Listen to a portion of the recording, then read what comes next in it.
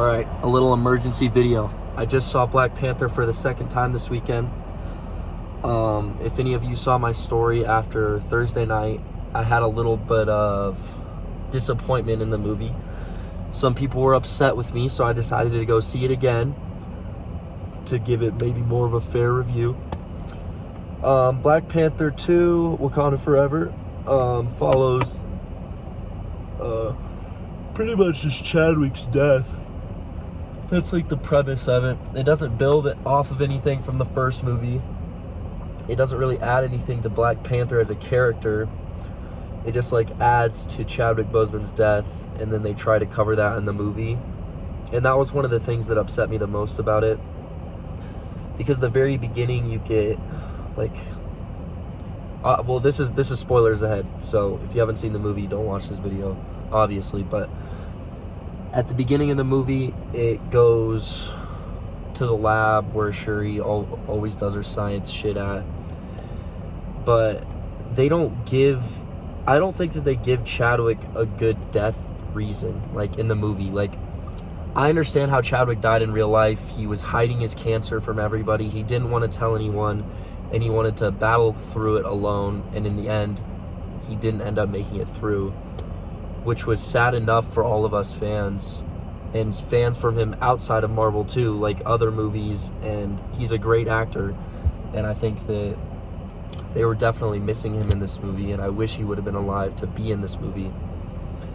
But the way that they portray his death in the movie just doesn't sit right with me. Like, they try to impersonate his death in real life. They talk about how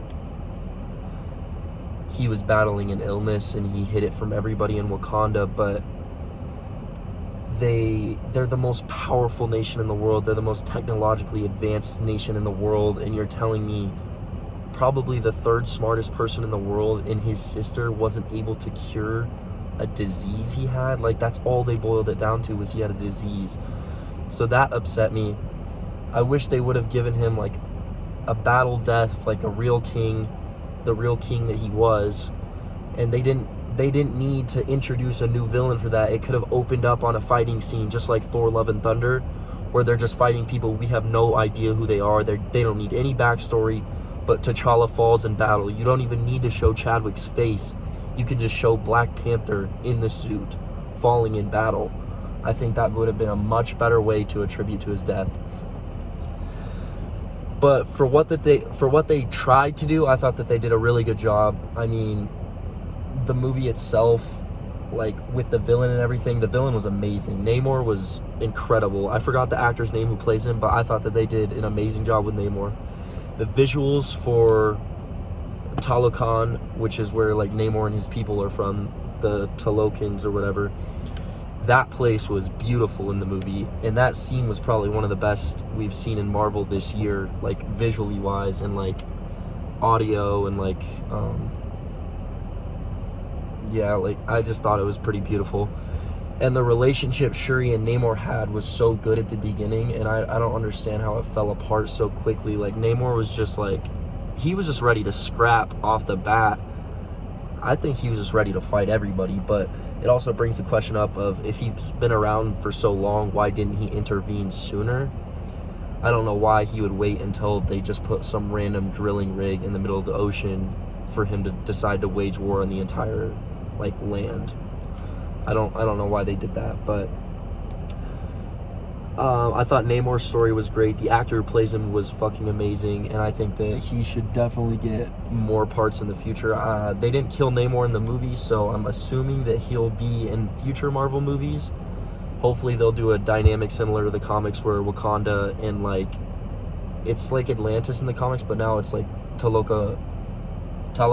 So hopefully Wakanda and Talokan can like team up, but not necessarily always be on the good side of each other, because obviously Namor did fucking kill the queen. So that was another thing I didn't like about the movie, the killing of the queen. I think it took completely away from T'Challa's death.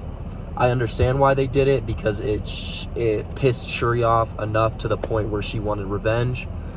But at the same time, I don't know how you can make this a tribute movie to Chadwick Boseman and only mention T'Challa in the first half of the movie. I thought that once the Queen died, they completely forgot about Black Panther himself, and they tried to shift the movie towards a focus of her revenge instead of T'Challa's. Because Shuri didn't seem that upset when T'Challa died. She was like, she told her mom she wanted the world to burn, but that was all she said. She never acted on any of these impulses. And then once her mother dies, she takes the heart-shaped herb and goes and sees Killmonger. Like, that part made no sense to me. Why would she see Killmonger? I know she wanted revenge, but she never acted on it. We never saw it as in the audience. And then all of a sudden, this 2-second conversation with Killmonger shifts her entire personality to, what can we do to help Wakanda, to let's fuck everybody up and kill Namor while we're at it. And then Shuri becomes, she becomes a badass, I'm not gonna lie. And I'm glad that they made Shuri Black Panther instead of someone else. I was assuming that they were gonna do it for a while, but I'm glad that they actually followed through with it. I think she'll be a great Black Panther, and somebody that's not completely good like T'Challa was, but somebody who's willing to do what's necessary. So I think Shuri fits that role great, especially by the end of the movie. But the two biggest flaws with the movie is Riri Williams and the fucking, what's her name? Valentina, Everett Ross, and Riri Williams. Take those three out of the fucking movie. They did not need to be there. I understand Riri Williams was a big plot, or a big part of the plot, considering she built the machine that originally alerted the Talokans. But why? Why was it Riri fucking Williams? Riri Williams in the comics is a teenage brilliant mind. She's one of the smartest people in the world. And then in a movie, they just dumb her down. Like, I'm sure some of you have seen All American. And I know some of you may think it's a good show, but newsflash, it's fucking horrible. And the acting is dog shit. The acting from the Riri Williams character in this movie, the actress who plays her, reminds me of All American. She has an accent. She doesn't sound smart at all. She doesn't solve anything by herself. She just somehow randomly just somehow works for the CIA one day, but nobody else knows about her. She just gets hired by the fucking CIA to build one machine, and then she's done. And that one machine happens to be a fucking vibranium finding machine that she just did in her spare time. Like, makes no fucking sense why they did that. They needed to explain that further or chop it all together.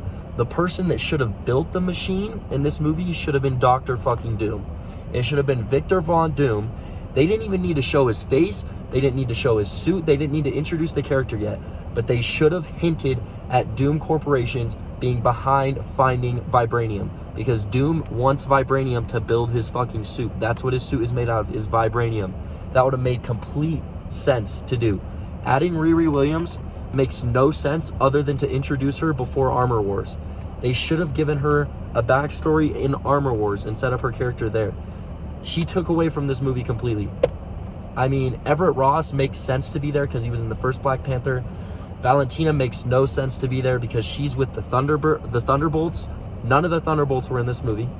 None of the characters from this movie will be in Thunderbolts, I promise, unless it's Namor, which I highly doubt. So her being there was pointless. Everett Ross had 2 scenes that were all pointless. And then Riri Williams, most cringe lines I've ever heard. Her suit sucked. Her character sucked. No explanation. Take her out of the fucking movie. I hated her character. Another thing I didn't like what they did in this movie was M'Baku. In the first movie, he was such a badass, literally whooping up on T'Challa for the fucking Black Panther crown. And then in this movie, he gives some of the worst lines I've ever heard. And then he's just a bitch. He's like a comedy relief in this movie. And he was such a badass in the first. So I hate that they did that. So yeah, those are my main critiques. Take Riri out. Fuck her. Fuck that character.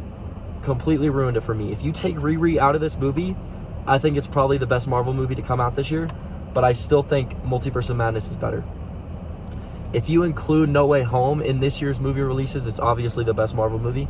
But I thought Multiverse of Madness, Doctor Strange Multiverse of Madness, was a way better story, way better characters, CGI, acting, everything. I thought it was way better than Wakanda Forever. The CGI at points was really good, but the suit-up scenes in this movie were horrible. You could tell the CGI was on Shuri's suit. You can tell when it was there. In the first movie, the suit-up scenes were so clean. And they just fucked it up, this movie. I don't know what they did. I don't know if all of the CGI artists at Marvel are just taking leave of absence because they're getting treated like dog shit. But they need to hire some new fucking people. They need to stop pumping out movies so quickly and hire some new people. Also, the end credit scene. So the end credit scene, there's no real end credit scene. It's like a mid-credit scene. And the mid-credit scene is after Shuri burns her funeral garments and finally gets over the passing of her brother and her mother. That's what it's supposed to symbolize, at least. The mid-credit scene is Nakia introducing her son to Shuri. And her son is obviously T'Challa and Nakia's son. So they're trying to replace the Black Panther mantle with his son that somehow just got conceived and no one in Wakanda knew. But apparently the Queen knew, because Nakia was like, yeah, let's tell the Queen that we have a fucking kid, but let's not tell Shuri. I don't know why they fucking hid that. Like, T'Challa got blipped away. He comes back. Wakanda is at peace. The whole world's at peace after Thanos snaps, pretty much. But somehow during that time period, Nakia isn't in Wakanda. The Queen knows about it, but no one else. Like, why did they do that? That makes no sense. And then on fucking top of it, guess what they named the fucking kid? Just throw out a wild guess. It's fucking T'Challa. Isn't that stupid? That's the cheapest fucking cop-out I've ever seen to replace Black Panther. Black Panther, I think, should stick with Shuri, but even if it doesn't, I'm assuming if this actor that is supposed to be the new T'Challa grows up to be old enough to play Black Panther, I'm assuming they'll kill off Shuri in another meaningless way and won't even fucking mention it. But I'm assuming he'll take up the role eventually, but I don't like that idea at all. I mean, the kid's maybe 9 or maybe 7 to 9 in the movie, so that's like another fucking 10 years we'll have to wait for him to even be old enough to consider the throne. And then at the end of the movie, we see M'Baku try to, you know, the waterfall fight scene where M'Baku, T'Challa, and then Killmonger fight in the first movie to take the crown or whatever. M'Baku challenges people there at the end of the movie, so he's probably going to be the next king of Wakanda. So Shuri's not going to have anything to do with the royal family. She's not going to be royal anymore. And T'Challa's family line will end, and M'Baku will replace them, and he will become the king of Wakanda, which is another cheap fucking cop-out, I think. So, overall, I think the movie's probably like a 7 out of 10. People saying this is the best movie of the year are absolutely reaching and just want something to hold on to. If someone says I'm fucking racist for saying this movie's not that good, I will fucking kill you. I think it's a great movie. I think it's beautifully made, and I thought that they did really well with what they were given. But I think if you take out certain characters, take out some fucking cringy-ass dialogue, this could have been the best movie of the year, in my opinion. But because they added those dumbass, pointless characters, and they had some cringy lines, they tried to recreate the first movie, too, with the car scene, with the waterfall scene, with Okoye introducing the Queen into Wakanda again. She's like, we're home. And then does the same fucking entrance they did in the first movie. I think they tried to recreate the first movie, in my opinion. And I think it was short-lived. I thought the first Black Panther movie was better than this. I know I might get some disagreement on that, but I felt way more energized after leaving the first Black Panther movie. I was way more excited for the character. Now I don't even know what they're going to do, and I don't know if half of Marvel fans know what they're going to do. So that is my opinion on Wakanda Forever. There's not going to be another Marvel movie until February with Ant-Man, so hopefully people will sit on this and realize it's not a cinematic masterpiece, because it's not. But it's still a good movie, don't get me wrong, so don't hate on that. But I do recommend you guys watch it. So yep, that's my review. Sorry it's in the car. I had to do a quick review because I wanted to get all my thoughts out before I got back home, and I forgot everything. So thank you guys. I'll see you later. Peace out.